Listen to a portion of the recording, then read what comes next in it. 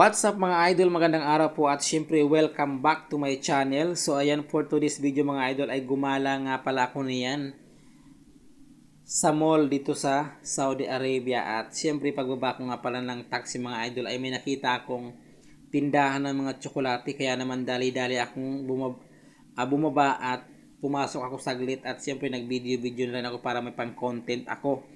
At dito nga pala mga idol, pagpasok ko ay napakaraming iba't ibang klase ng tsokolate. Yan, so first time ko talaga mga idol nakapunta sa tindahan ng mga tsokolate na ito. At nanghihinaya nga pala ako mga idol kasi nung umuwi ako sa Pilipinas ay wala akong dalang mga ganitong mga tsokolate. Kasi nga mga idol, hindi ko pa kabisado ang lugar na ito. Kung kaya't hindi ko napuntahan ang tindahan na ito ng mga tsokolate. At iba yung napuntahan ko at sobrang mamahal ng mga paninda doon. At dito ng mga idol, Diyos ko po, napakamura ng mga tsokolate. Ayan, at iba't ibang klaseng mga candies. Ayan, so napakasayang talaga mga idol ang pagkakataon no.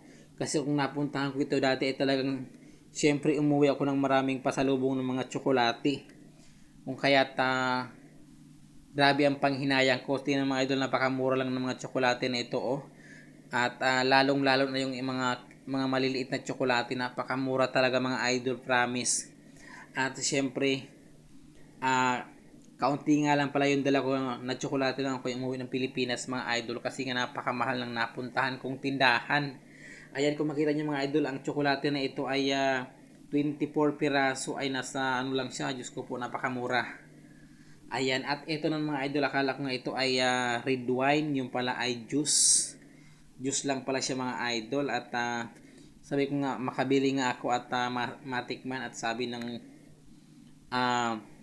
tindero kasi Pinoy ay para sa atin Pinoy ay hindi daw masarap ang panlasa natin sa ganitong mga juice, kasi pang ano lang siya, pang mga pang dito sa bansang ito.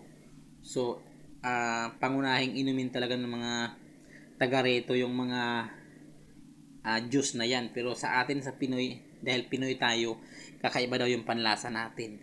At dito nga pala mga idol ay napakamura ng mga bilihin. Ewan kung bakit, basta napakamura talaga mga idol. Ayan yung mga sneakers, ano ba yun, sneakers ba, tama ba ako?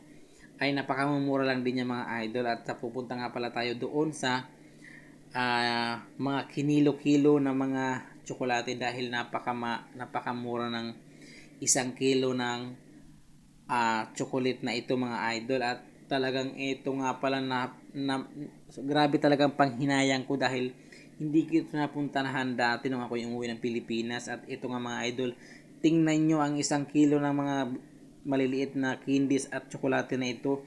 Merong 23 real, merong 28 real, merong 25. So ayan mga idol oh, mga tsokolate po yan at mga iba't ibang flavor ng tsokolate. Ayan, tingnan nyo, grabe yung panghinayang ko talaga mga idol, dahil hindi ko siya napuntahan noon.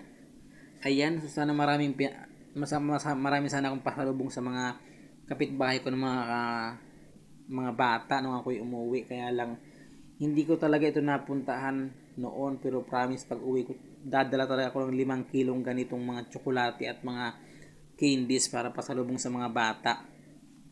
At dito mga idol ay iba't ibang klaseng mga kakanin, o ayan, may mga kasoy, may mga subasta, napakaraming mga kakanin, ayan, mga pasalubong, may mga kasoy at iba't iba pa, may mga tamar.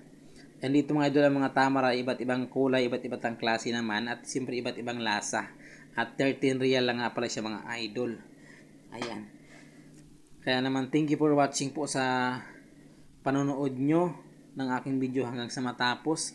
At ayan, nakita nyo, naipakita ko sa inyo mga idol ang iba't ibang klase ng candies at mga tsokolate dito na pasalubong sa Pilipinas pag uwi. Ayan, kaya kung bago ka pa lang sa aking channel, huwag mong kalimutan mag-like, follow, and subscribe. At syempre, pakishare na rin po ng video na ito mga idol kung nagustuhan mo. Ayan, thank you for watching and God bless.